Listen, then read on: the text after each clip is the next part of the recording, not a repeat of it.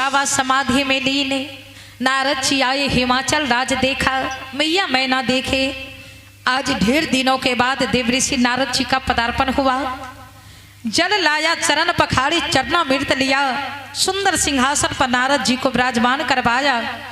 लेकिन महाराज जी सारी सेवा सत्कार करने के बाद घर में जब नए नए बच्चे की जन्म होती है ना, और कोई संत मुनि महात्मा आ जाए तो बाबा हमारी बेटिया की हाथ देख लीजिए, इसके भाग में क्या लिखा है।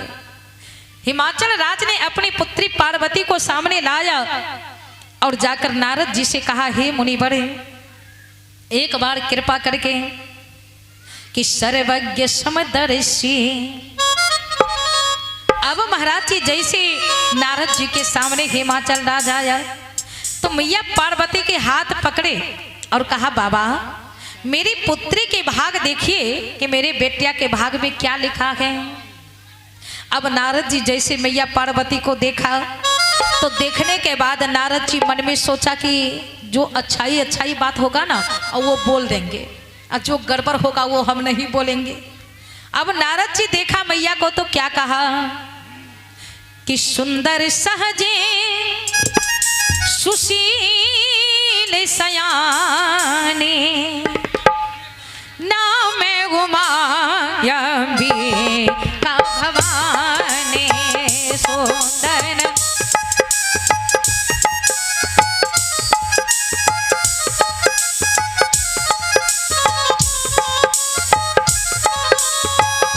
सुंदर सहजे सुशील सयाने नाम उमायंबी का भवानी। सुंदर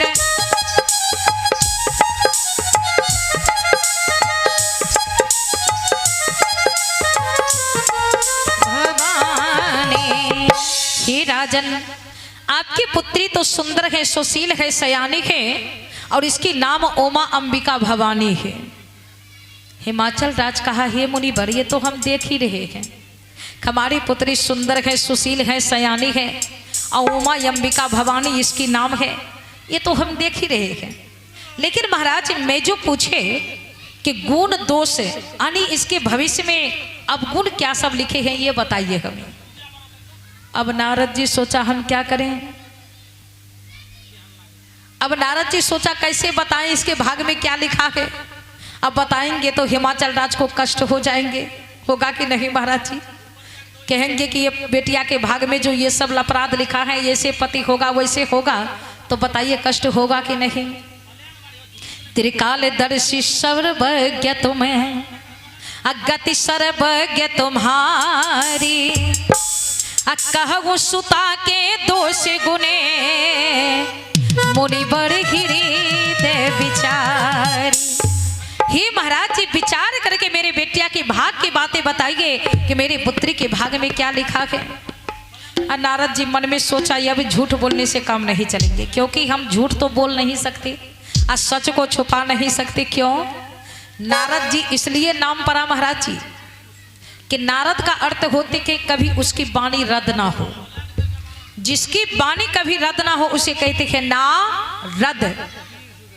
लेकिन आज के नारद जी की कमी नहीं है समाज में। पहले के नारद जी सच बोलते थे, लेकिन आज के नारद जी तो समाज में महाराज जी झूठ फूस बोलकर हमेशा लड़ाई ही लड़ाई लगाते हैं। पहले एक नारद जी थे, लेकिन आज समाज में नारद जी की कमी नहीं है। इसके चुगली उसके पास, उसके झगड़ा उसके पास, इसी को कहते हैं नारद जी। लेकिन उस समय के नारद जी हमेशा सत्य ही बोलते थे।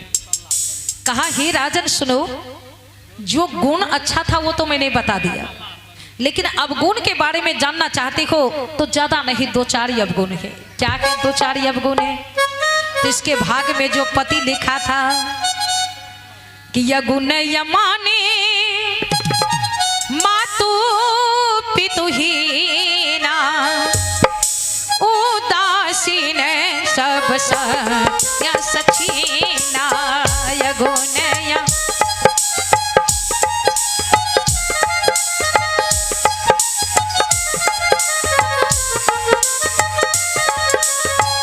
यगुण यमाने माँ आतु पितुहीना, यगुण यमाने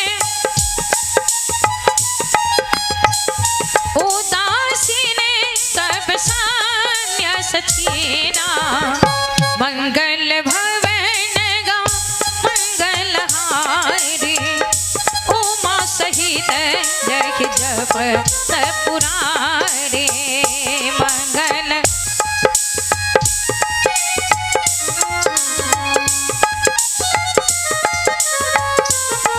पुरारे। महाराज जी, नारद जी कहा, हे राजन, आपके बेटिया के भाग में जो पति होगा ना, इसके भाग बता रहे हैं कि यगुन यमान मातु पितु हीना उदासीन सब सन्य सचीना। यानी इसके पति जो होगा उसे ना माँ होगा, ना बाप होगा, ना भाई होगा, ना भौजाई होगा, ना कुल परिवार, ना खानदान, ना घर, ना द्वार, ना परिवार, ना गाड़ी, ना बंगला, ना मोटर, कुछ नहीं। अब जैसे ये सुना, हिमाचल राज सर पे हाथ रखा, इतनी सुंदर मेरी बेटिया, इसके भाग में ऐसे बर लिखा है? नहीं मुनिवर, एक बार मुनिवर सही से बताइए ना, मेरी पार्वती के भाग में और क्या लिखा है? नारद जी कहा, सुनो, इसके भाग में जो लिखा है मैंने वो बता दिया। जो 2-4 गुण यवगुण था ना, मैं बता दिए, लेकिन आप मेरी बातों पर विश्वास करो ना करो, लेकिन इसके भाग में पति यही होगा। जटा जुटिल काम मन नगन वो मंगल बे, जटा जुटिया काम मन नगन वो मंगल बे,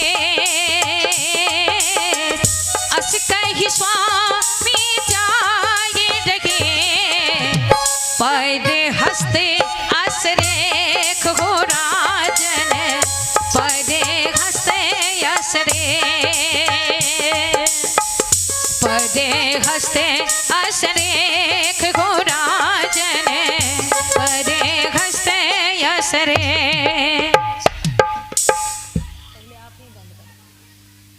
बोलिए प्रेम से शंकर भगवान की जय। अब नारद जी कहा, हे राजन, 2-4 और अवगुण सुनिए। जटा जुटिल अकाम मने नगन वो मंगल बेश, यानी सर पे जटा होगा और सर्फ की माला गले में होगा, और कपड़ा पहने ना पहने ये तो कहना ही मुश्किल है। नगन वो मंगल वेश, यानी एक मृगा की छाला पहने तो पहने, ना तो वो भी ना चले तो ठीक ठाक है। नगन वो मंगल वेश, अस कही स्वामी पड़ी रही हस्त असरेख, जो आपके बेटिया के हस्त रेख बता रही है ना, मैं वही आपको बता रहा हूँ, मैं कभी जीवन में झूठ नहीं बोलता हूँ। अब ये सुनकर महाराज जी मैया मैना सोचने लगी, माँ रोने लगी, मेरी पुत्री के भाग में ऐसे बड़े। और गौड़ी के जो 2-4 सखी थे वो महाराज जी कहने लगी, मैया मुनिवर की बातें कभी झूठ नहीं होती है, अरे मिथ्या न खोई देवे ऋषि बानी, मिथ्या न होई देवे ऋषि बानी, मिथ्या न होई देवी ऋषि बानी, मिथ्या न सोच ही दमे पति सखे सयाने, सोच ही दमे पति सखे सयाने, सोच ही सयाने। सखी सब कहने लगे, मैया ये मुनिवर की बातें कभी झूठ नहीं हो सकती, मिथ्या न होए देवरी शिवानी, असोच दम पति सखी सयानी। लेकिन महाराज जी अब मैया मैना ने हिमाचल राज को धीरे धीरे घर के अंदर बुलाया वापस में बातें करने के लिए, और वापस में बातें करने के लिए जैसे बुलाए तो मैया मैना स्वामी से कहने लगी, हिमाचल राज से नाथ सुनिए, मैं अपनी पुत्री की विवाह ऐसे बावले बर के साथ कभी नहीं कर सकती। नाथ, अपनी गौड़ी कितनी सुंदर सुशील सयानी है, लेकिन अपनी पुत्री के लिए ऐसे बैरागी जोगी श्मशानी पति लिखा है। महाराज, मैं जीते जी अपनी बेटिया की विवाह ऐसे बर के साथ कभी नहीं कर सकती। हिमाचल राज समझाने लगे, देवी सुनो, जो पुत्री के भाग में लिखा है वो तो होवे करेंगे, क्योंकि भाग का लिखा कभी मिट नहीं सकते महाराज जी। लेकिन मैया मैना माँ तो माँ होती है। माँ रोने लगे, नाथ बेटिया की विवाह होनी चाहिए तो जानते हैं कैसे घर में कि जो घर बर कुले हो अनुपा करिए विवाह सो तायनुरूपा जो घर बर कुले हो अनुपा जो घर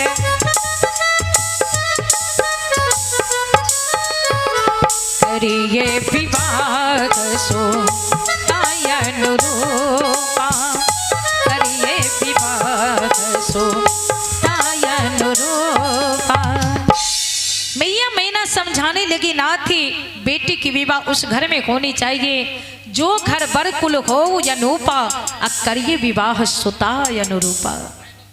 अगर लड़का प्रसाद की एक आंख नहीं तो वैसे लड़का से बेटी की विवाह नहीं होनी चाहिए। अगर दुल्हा जी को एक पैर नहीं तो ऐसे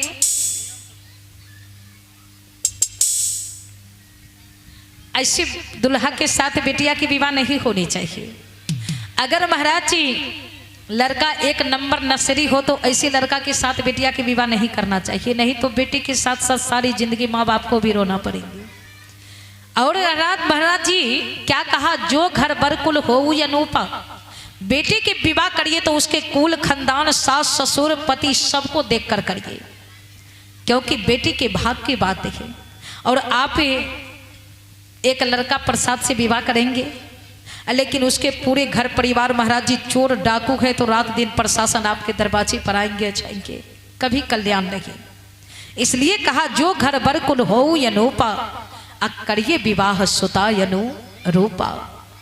लेकिन लंगड़ा के साथ विवाह नहीं, कान्हा के साथ विवाह नहीं, गुंगा के साथ विवाह नहीं, शराबी के साथ विवाह नहीं, जुएरी के साथ विवाह नहीं, जिसके कुल खानदान सही सलामत रहो ऐसे घर में बेटिया की विवाह भूल से नहीं करिए। अब महाराज जी जैसे ये बातें कहा, महाराज हिमाचल कहा चलो दोनों पति पत्नी मिलकर नारद जी को मनाएंगे, कोई उपाय तो जरूर होगा। अब आजू काल ये होते हैं, विचार करके देखे महाराज जी, ये विशेष करके हमारी माँ बहन को इस कथा पर ज्ञान देना चाहिए। क्या ध्यान दीजिए कि आजकल ठगने वाले बाबा जरूर आते है ना, टिक्का लगाया और राम नाम की चादर ओढ़ा, बगल में झोली लटकाया से तारा। एक लड़का बड़ा निकम्मा था महाराज जी, कोई काम काज करने के लायक नहीं, लेकिन जब काम नहीं करोगे तो 3 वक्त की रोटी कहाँ से आएगा। काम नहीं काज की दुश्मनी अनाज की, घर परिवार तंग आ गए। एक दिन जब तंग आया तो निकम्मा से कहा कि काम नहीं करते हो, 3 वक्त भोजन कौन तुम्हें देगा। महाराज जी संजोग से माँ बाप जब तक थे तब तक तो किसी तरह से मिला, लेकिन संजोग से माँ बाप दोनों मर गए, घर में भाई भौजाई रहने लगे, वो निकम्मा को भोजन पर भी आफत हो गए। एक दिन की घटना देखा कि एक ठकुरबाड़ी में पूरे संत मुनि महात्मा आया था। अब वो लड़का जैसे सारे संत को देखा तो मन में सोचा कि जब सारी दुनिया से यात्रा टूट जाते हैं ना तो अंत में भगवान की शरण होती। अब वो लड़का जाके एक महात्मा जी से कहा, महाराज जी हमें अपना चेला बनाओगे। महात्मा जी कहा कोई बात नहीं, बनना चाहते हो तो मैं बना लेता हूँ, लेकिन तुम्हें काम करने के लिए आते हैं। वो लड़का कहा महाराज जी अगर काम करने के लिए आते तो हम आपके चेला थोड़े बनने के लिए आते, यही तो समस्या है। महात्मा जी कहा अच्छा हमारे ठकुरबाड़ी में एक गाय है, क्या उससे कुट्टी पानी करके खिलाओगे। कहा महाराज जी ये हमसे पार लगने वाला नहीं। कहा ठाकुर जी के प्रांगण में झाड़ू लगाओगे। कहा महाराज जी वो सब हमसे नहीं चलेंगे। कहा तब क्या करोगे, कैसे खाओगे। अब इतना जिक्र किया, संत महाराज के चरण पर गिर गए, महाराज हमें चेला बना लिए, चेला बना लिए। महात्मा जी सोचा चलो किसी तरह से इसका दिवस भी कट जाएंगे। अब चले महाराज जी, चेला बनाया। अब कोई काम तो करते नहीं, 3 वक्त की रोटी। वो लड़का कहा बाबा कोई ऐसा युक्ति बता दीजिए कि काम भी करने के लिए ना पड़े, या चकाचक रुपया आ जाए। कहाँ बगैर परिश्रम के रुपया आएगा महाराज जी। बाबा एक उपाय सोचा। कहा बेटे तुम्हारे पास कुछ पैसा है। कहा 2000 रुपया। कहा हम एक लिस्ट बना के देते। कैसा लिस्ट। अब बाबा ने लिस्ट में कुछ लिखा। कहा मार्केट से खरीद के लाओ। वो लड़का गए, वो लिस्ट में लिखा था चंदन तिलक गिरवा वस्त्र कमंडल यही सब राम नाम की चादर लेकर खरीद के आया। महाराज जी माथे पर चंदन लगा दिया, गिरवा वस्त्र पहना दिया, राम नाम की गमछा ओढ़ा दिया और बगल में झोली लटका दिया। कहा बेटा हमारी 4 बात की याद रख लेना। क्या? पहले जाओ गांव में प्रवेश करना, जहां देखना कि पुरुष की बैठक है वहां मत जाना। कहा तब? कहाँ 2-4 महिला को देखना वहां चले जाना। पुरुष आपके बात पर विश्वास नहीं करेंगे। अब वहां महिला के बैठक में जाओ, जब घर जाओगे तो सीताराम सीताराम सीताराम सीताराम सीताराम सीताराम सीताराम सियावर राम भरत के राम लखन के राम सीता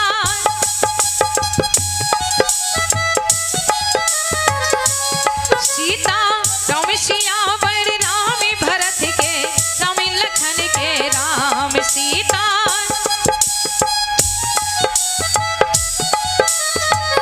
हम सीताराम सीताराम सीताराम सीताराम सीताराम सीताराम सीताराम सीताराम। भजन गाते डेरा में प्रवेश करना। सीताराम सीताराम, दे दो राम दिला दो राम, देने वाले सीताराम। बस हो गई। जैसे आंगन में आएंगे, हमारी माँ बहन भोली भाली, आइए महाराज जी आइए।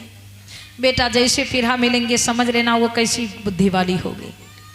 जैसे देखोगे बहन जी, आपको देखकर हमें बड़ी दया आ रही है। क्या हुआ महाराज जी? बहन जी जानते हैं आपको देखकर इसलिए दया आ रही है कि आप सबकी भलाई करते हैं लेकिन आपका भलाई कोई नहीं करते। बाबा ये तो 100% सच्चे बात है। हम सबकी भलाई करते हैं लेकिन हमारी भलाई कोई नहीं करते। एक बात। दूसरी में कहना बहन जी, आप हमेशा सच बातें कहते हैं लेकिन आपकी बातें किसी को अच्छा नहीं लगती। सही है बाबा, आप कहते हैं हम हमेशा सच बोलते हैं लेकिन हमारी बात को माने तब ना। 2 तीसरा नंबर बहन जी, आप कभी बचपन में गिरे थे, कभी चोट लगे थे आपको? बाबा हमको याद नहीं है। आपको याद नहीं लेकिन हमें सब कुछ पता है। बताइए महाराज जी, बच्चे नहीं गिरेंगे बचपन में तो बूढ़े बाबा थोड़े गिरेंगे? विचार करिए। तीसरी बात बेटा, चौथे बात है बहन जी, आपके पेट में हमेशा मीठा मीठा दर्द होते। बाबा नहीं, हम तो ठीक है। नहीं बहन जी, आपको कैसे पता चलेंगे? क्योंकि आपके ऊपर किसी की टोना जादू चल रही।